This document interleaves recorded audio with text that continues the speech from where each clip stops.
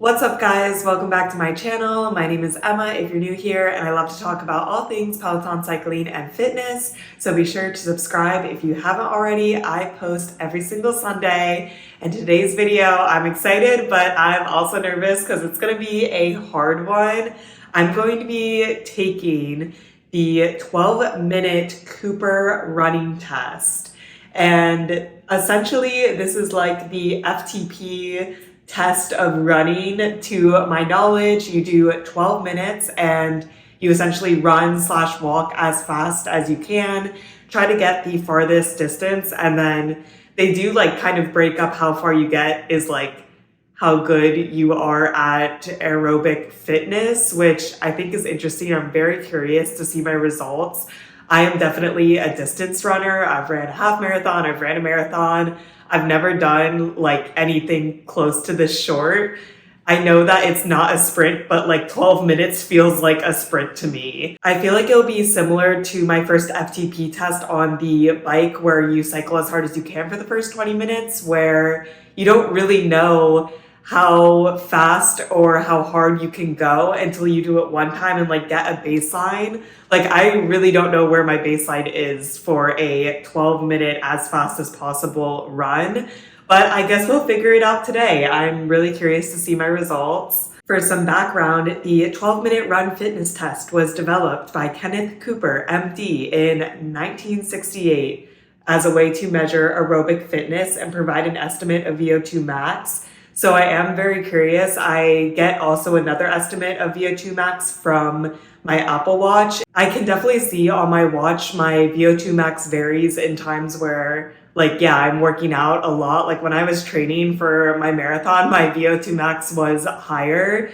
And now that I'm not, it is a little bit lower. VO2 max is like the maximum rate of oxygen consumption attainable during working out. Basically, like the higher it is, the better. But I am very curious if with my results of this run, if it will be similar to what my Apple Watch says. It's just a formula. So for miles, VO2 max is 35.97 times whatever distance you run in the 12 minutes minus 11.29. So very curious to see like what the results are on that. And then they also have like a breakdown based on how far you go, basically like if you're average or above average. And for females 20 to 29, which is where I fall in, average is 1,800 to 2,200 meters. So we'll see how it goes. Definitely these like ranges are pretty high performing in my opinion. I think it is based on like military, so that does make sense.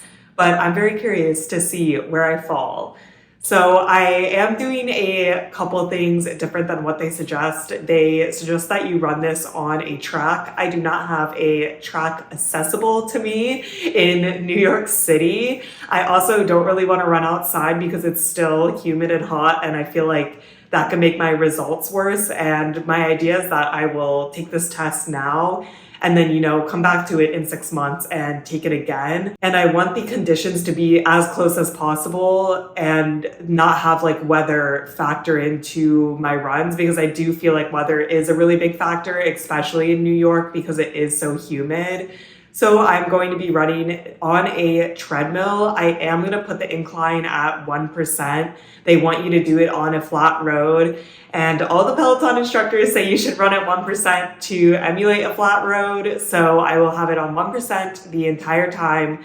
12 minutes. I plan on doing around a 10-minute warm-up. I'll probably walk a little bit and then do some light jogging before getting into it, which they also recommend as part of this test, you should do a warm-up.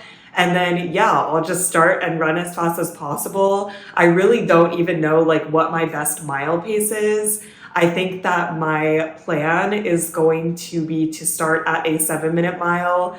And then if I'm feeling good, like inch it, up and up and up more. I do feel like being on a treadmill, you do have the advantage of like being able to control your pace really well, because you can just like hit the button to add or subtract pace. I do feel like this is going to be a cool way to measure my fitness, and I have been looking for a way to kind of like easily track my running. I don't think the 12 minutes of running will be easy, but this is a pretty like short way to get a good benchmark. So let's hit the gym and see what my Cooper test results are.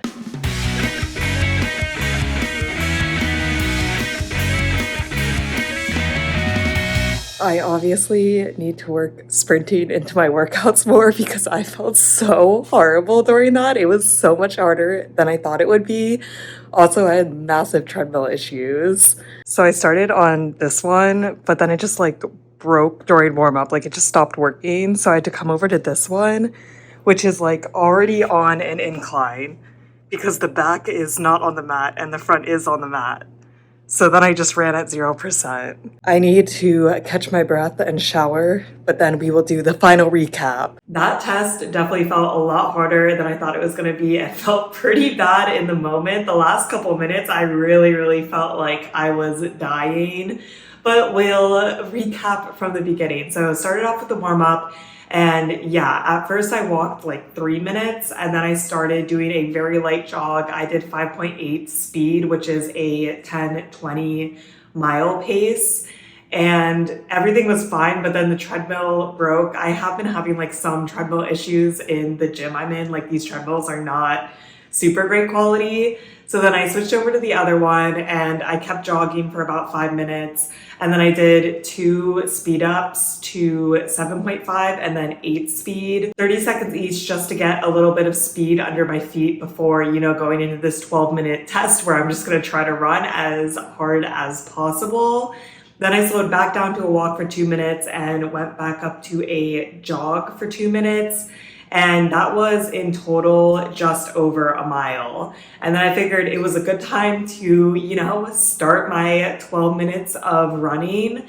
And I didn't know the best way to do it because I had already had like metrics on the treadmill. So I was like, oh, I'll just like restart the treadmill so that I can have metrics starting from like 0 for like the time and the mileage. But that was not really that successful because it had to like stop the treadmill completely and then restart it and then get it up to a fast pace. So it wasn't like from second 0 of restarting the treadmill, I could just start the test.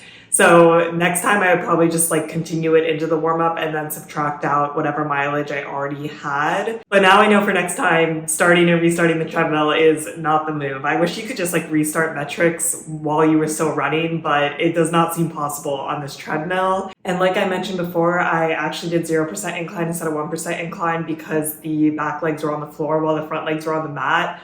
I think that was probably pretty equivalent to 1%. I don't know, we'll see when I take it in the future if I feel differently, but I tried 1% in the warm-up on that treadmill and it felt really hard. So I was like, we'll just do 0%. And then we were off. I came out of the gate way too strong. I started, I believe, at like 8.6 or 8.7 speed. It was a 6 minute and 53 second mile pace. And I honestly didn't know my best speed, but I thought that it might be that, but it was not that. Throughout the 12 minutes, I just tried to hold everything for a minute, and then once the minute was up, to adjust if I felt like it was necessary. So I think I started out like 8.6 and then went up to 8.7.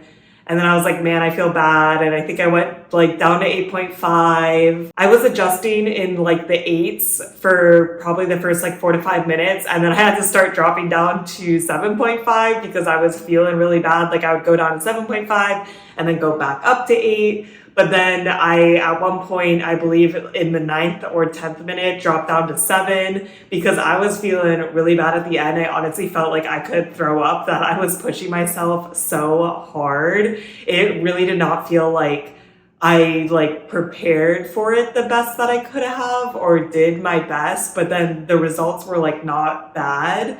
So I don't know. I'd be very curious when I take this again if I had similar results. Next time I would definitely come out of the gate maybe at an 8 speed and see if I could just hold that the whole time.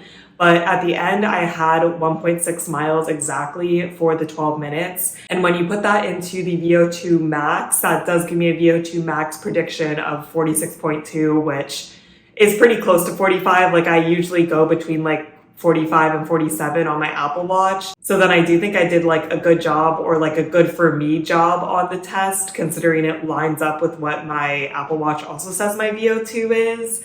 And that translates from 1.6 miles to like 2,570 kilometers, which puts me in the above average category for females 20 to 29, which is 22 to 2,700 meters. So maybe my next goal will be to try to bump up to the excellent category, which is over 2,700 meters. I feel like I was pretty close, so it's definitely something I could do. I did learn a couple things from this. The first is I don't know my mile pace. I think that I should probably try to figure that out and like just try to sprint a mile, or not sprint, but like run as fast as I can for a mile and see what my actual pace is. I definitely thought that I was faster than I am apparently. I also learned that I don't think I did like the most effective warm up of like running, jogging, and then only 2 speed ups. I think if I did more speed ups, I would have felt a little bit better during it.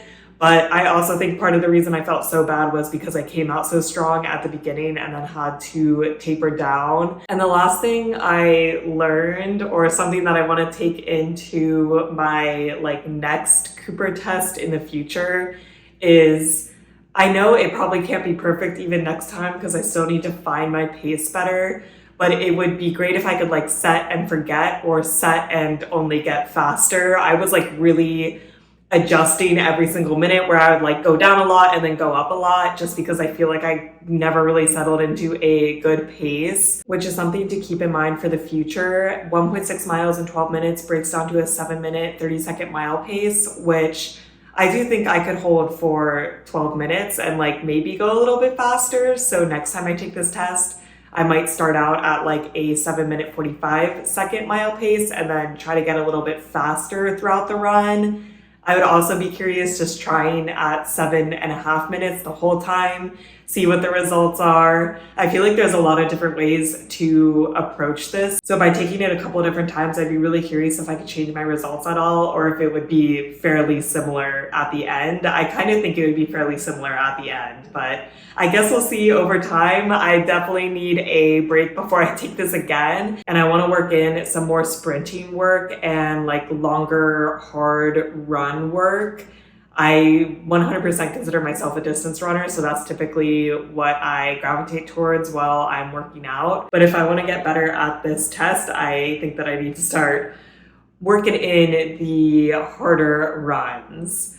So that is all for this video. Let me know if you've taken the Cooper test, if you've taken any other like running fitness tests. I'd be very curious. It's not like the biggest deal to track how my running progress is, but I haven't done an official race recently. So I was kind of itching for something to get a good benchmark and something that I can like revisit easily. I think it's cool that I can just like pretty much do this any day.